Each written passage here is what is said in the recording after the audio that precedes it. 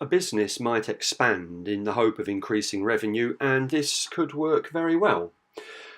A business might advertise more to increase revenue, so it will have a look at its advertising budget and work out what kind of advertising campaign would be best suited to it and what it can actually afford.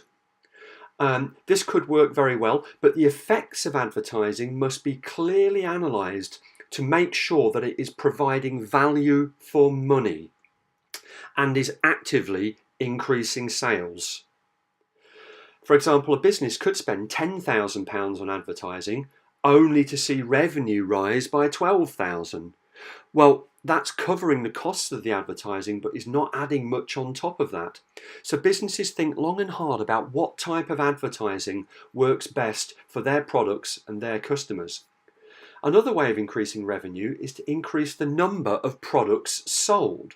So Dyson, for example, started with vacuum cleaners. It now does hair dryers and hand dryers.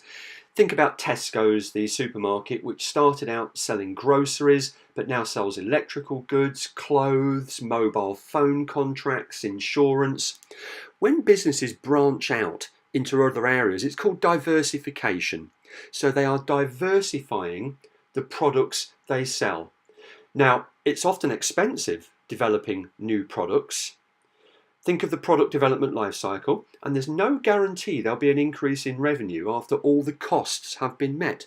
But this is just one of the many decisions businesses make about expansion in an attempt to increase revenue. Word of the day there is diversification.